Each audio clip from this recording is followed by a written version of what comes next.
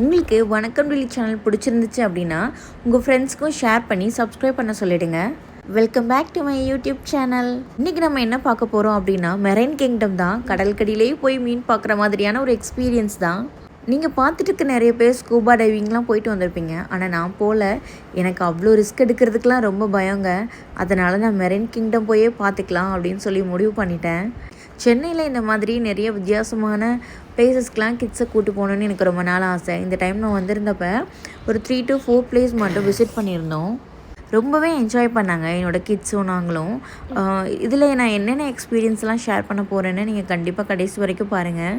Marine kingdom சிட்டிலேருந்து கொஞ்சம் அவுட்டரில் தான் இருக்குது. எனக்கு பஸ்ஸு போகுமா என்னென்னலாம் எனக்கு தெரில. நான் காரில் போயிருந்தேன். நீங்கள் ஆட்டோ வேணால் பிடிச்சிட்டு போயிருங்க. ஃபஸ்ட்டு நான் கார் பார்க்கிங் பற்றி பேசிடுறேன். கார் பார்க்கிங்கில் அவ்வளோ வசதியெல்லாம் இல்லை. மேலே வந்துட்டு இது கூரையே கிடையாது. சும்மா வெட்ட வெளியில் நிப்பாட்டிட வேண்டிதான். மொட்டை வெயிலில் நிப்பாட்டி வச்சுட்டு போகணும். அவ்வளோ ஹாட்டாக இருந்துச்சு நம்ம காரை ரிட்டர்ன் வரும்போது. ஸோ அதையும் கன்சிடர் பண்ணுங்கள். இனிமேல் கார் பார்க்கிங் அப்படின்னா கார் பார்க்கிங் எப்படி இருக்குமோ அந்த மாதிரி இருக்கிற மாதிரி பார்த்துக்கோங்க.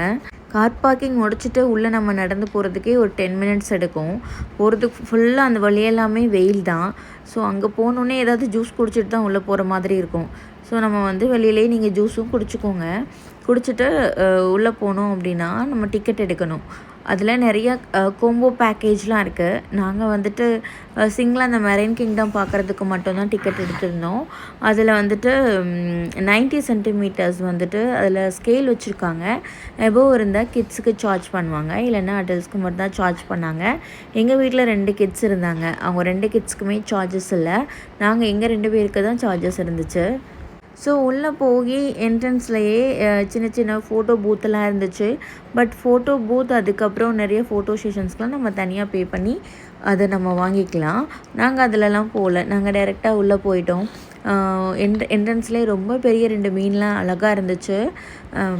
அதுலேயும் நம்ம உள்ளே போய் நின்று ஃபோட்டோ எடுக்கிற மாதிரியெல்லாம் செட் பண்ணியிருந்தாங்க. என்னோடய பசங்க ரொம்ப குட்டி பசங்க அப்படிங்கிறதுனால அதுக்குள்ளெல்லாம் போய் எடுக்க முடியலை. குட்டி பசங்களை அட்ராக்ட் பண்ணுற மாதிரி இன்னும் நிறைய அங்கே ஃபோட்டோ பூத் வச்சுருந்தா ஃப்ரீ ஆஃப் காஸ்ட்டில் நல்லா இருக்குமோன்னு நான் ஃபீல் பண்ணேன். அதுக்கப்புறமா நம்ம லெஃப்ட் சைடில் கீழே இறங்கி போகணும். இறங்கி போகிற வழியிலையும் அவ்வளோ அழகாக செட் பண்ணியிருந்தாங்க. ரொம்ப அழகாக இருந்துச்சு. அதுக்கப்புறம் கொஞ்சம் கொஞ்சமாக உள்ளே போக ஆரம்பித்தோம் அப்படின்னா ஒவ்வொரு விதமான மீனும் நம்ம பார்க்கலாம். எல்லாமே டிஃப்ரெண்ட்டான மீன் தான். இதெல்லாம் நான் என் வாழ்க்கையில் பார்த்ததே இல்லை, நிறைய மீனெல்லாம். ஸோ எனக்கு ரொம்ப புது எக்ஸ்பீரியன்ஸாக இருந்துச்சு.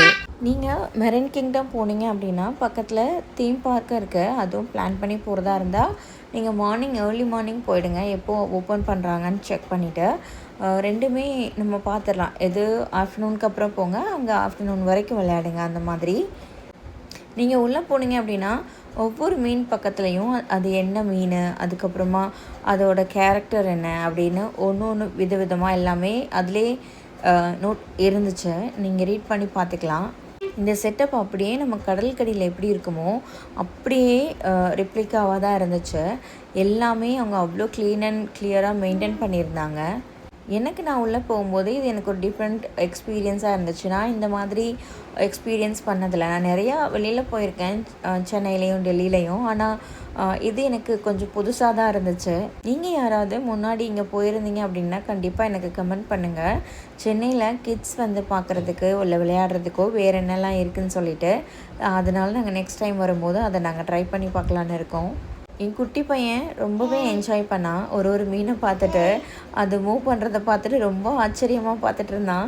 ஆக்சுவலாக நாங்களே அப்படி தான் பார்த்துட்டு இருந்தோம். ஓ, இதெல்லாம் மீனா அப்படின்ற அளவுக்கு. இன்னொரு இடத்துல ஃபோட்டோ செஷன் மாதிரி உள்ளேயே உங்களுக்கு மெர்மைட் ஷூட்லாம் இருந்துச்சு. அதெல்லாம் நீங்கள் போட்டு ஃபோட்டோ எடுக்கலாம்.